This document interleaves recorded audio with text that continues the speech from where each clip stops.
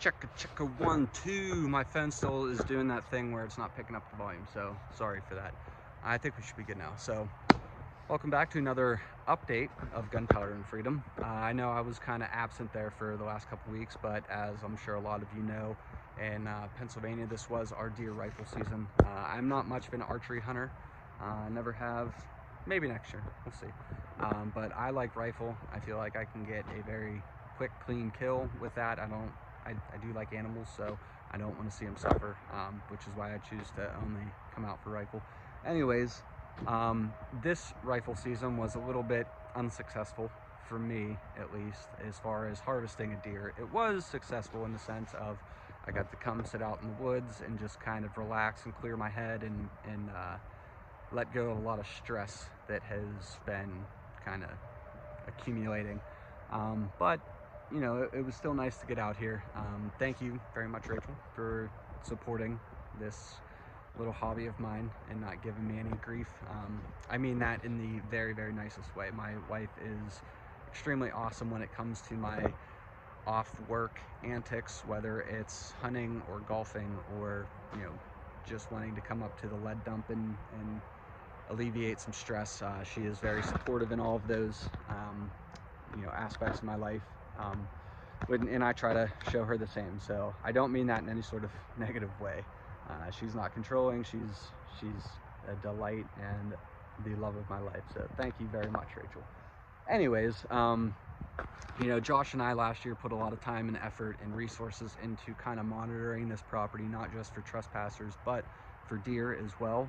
I want to say in total, we probably had like 15 to 20 different buck on camera that were legal by Pennsylvania standards. However, after kind of reviewing all of them, Josh and I kind of talked about it, and we want to do away with the whole saying that's very popular in Western Pennsylvania, which is if it's brown, it's down. You know, here, I've never really had kind of this setup where I've been able to come in like pick and choose which deer. So Josh and I kind of agreed that we wanted to only harvest a deer if it appeared to be, you know, like 3.5 to 4 years old or older.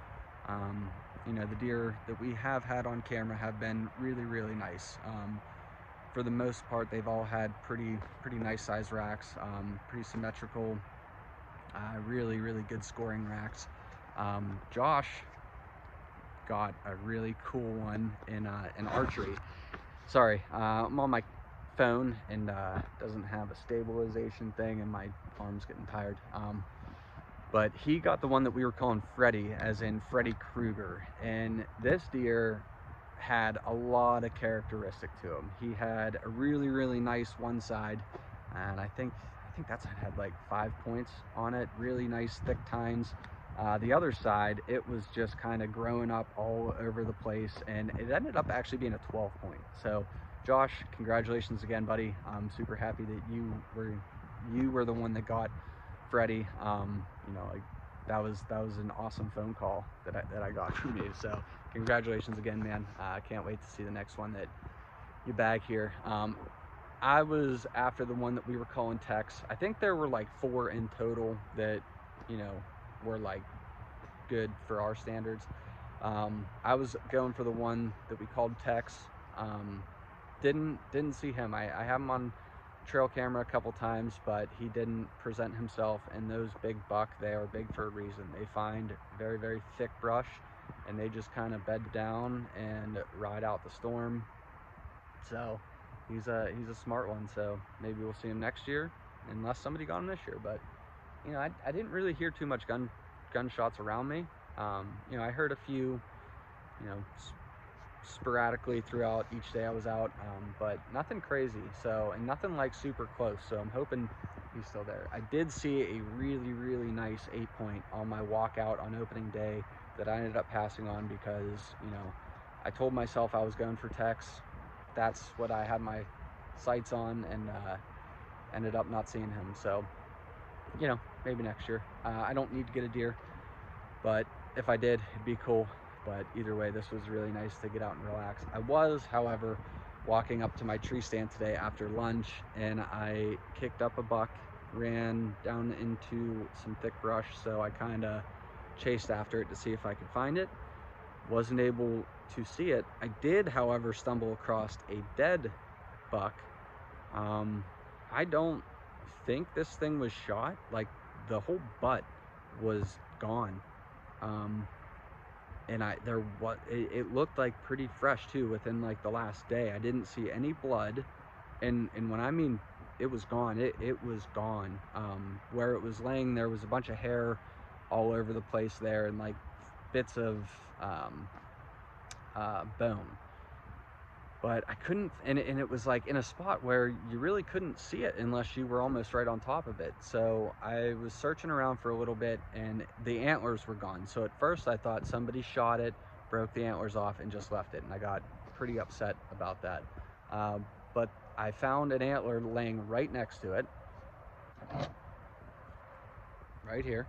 And I'm pretty sure I had this one on camera too, because this main beam here, it comes out and it's almost dead in line with the brow tine right there, this one that comes straight up. And I had 2 8-points on camera that had really tight spreads, so I'm thinking this was one of them. So I found the one. I was searching for the other one, I couldn't find it, but then it dawned on me there wasn't any blood anywhere around it. There wasn't any other piles of hair like somebody shot it and drug it there. So then I was kind of examining it more. I'm thinking maybe like a coyote got it, because the back was just torn off.